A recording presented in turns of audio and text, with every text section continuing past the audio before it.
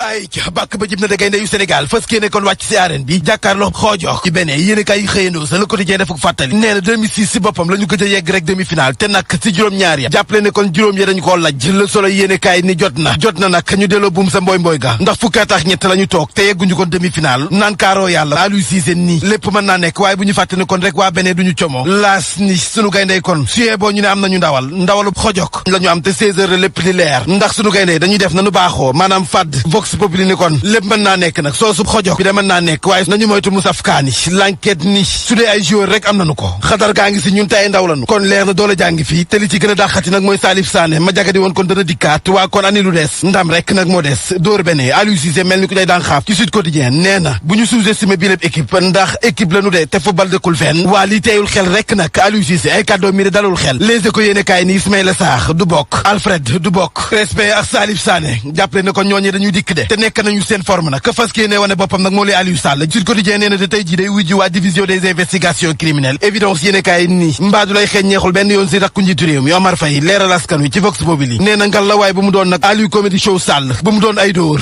na doon dëgg njiital leeral askan wi nee na Aliou Sall mii nag jot na mu dikk si Ali Kallaj gi gindi askanuk Sénégal ci fukki milliards yi nga xam ne ci ay dollars dañu ko tudd si l'enquête BBC gi Omar Faye yemu sa yëral kon yéene kaay groupe des médias njiital leeral askan wi mu nga say xam ne ni kon nag suñu yoru gaz bi pétrole gii de bëri naay les waxul ndax tey ji dafa mel ni dañu jël lépp rek teg ko ci loxoy waa Petrosen ndax fàtte xaju fi Macky Sall ma jiite réew mi jàppale na jiite woon na Petrosen de Serigne Boub ak Ousmane Ndiaye ñoom it la ñu dénk kos Petrogaz ñaar ñii jiite woon nañu Petrosen te li si gën a yéeme ñoom ñaar ñëpp de dañu dem à la retraite Macky yóotuwaat andiwaat leen dénk leen kos Petrogaz Omar Faye nii lii ani luy ndayam si jamono ji nga xam ne ay ndaw yu jàng ba yor seen i kayit ñu ngi toog di toltolaan di wàññi patolamp yi ab stage so de leen të ñuy yóotu ay troisième âge yu dem à la retraite Omar Faye ni neexul ba neex na ko waaye kenn du farawaat dañ jaak alkaali Massamba ndikki Coro Sarr mii njiital leeral askan wi nii lii wutale Abdoulaye Wade ndax Macky Sall du lenn ludul ndaw ñi ndax farawaat di njàkk bokk ci woon de ndax moom daan dooleel ndaw yi dénk leen ay poste de responsabilité def seen promotion waaye Macky Sall mi ba mu dikkee kat jàpp leen ne retraité yi képp la topp nag di def seen promotion lii loo ma fay wax si la tribune libération nii kanu libéré ke du kenn ku dul Fabrice Tur waa ji nga xam ne moom mooy directeur bu Dakar terminal gannaaw ba nu tegee loxo drogue ba sa port la nu ko teg loxo moom moomee waaja waaye nag yàggu fa de xaar nanu ba suuf sedd ñu daal di koy génne si lu kenn yégul libération moo joxe boobu lépp xibaar si jamono joojee de jàpp leen ne kon Babacar Coumba Diop Aline Badara Coulibaly Amadou Faye Souley Faye ñii nag ñoo war a des nag jàkkaarloo doyen des juges waaye nag laata boobu dañuy xaarandi sa rëbës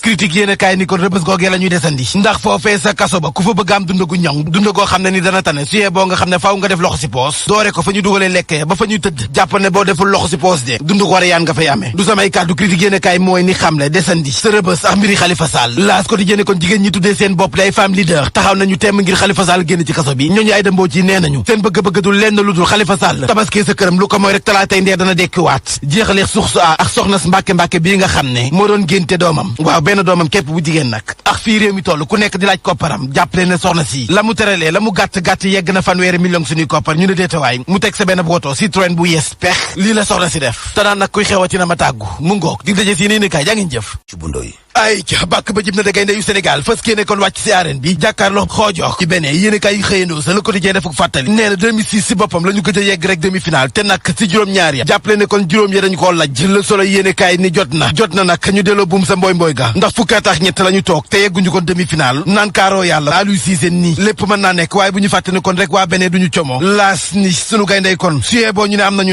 ndawalu xojok la ñu am te 16 heures lépp di leer ndax sunu gayndey dañuy def nanu baaxoo maanaam fàdd Vox Populi ni kon lépp mën naa nekk nag soo sub xojok bi de mën naa nekk waaye nañu moytu musaf kaani l'enquête ni su dee ay joueur rek am nañu ko xadar gaa ngi si ñun te ay ndaw lañu kon leer na doole jàngi fii te li ci gën a dàqati nag mooy Salif Sané ma jagadi woon kon dana dikkaat waa kon ani lu des ndam rek nag moo des dóor bene Aliou Cissé mel ni ku day daan xaaf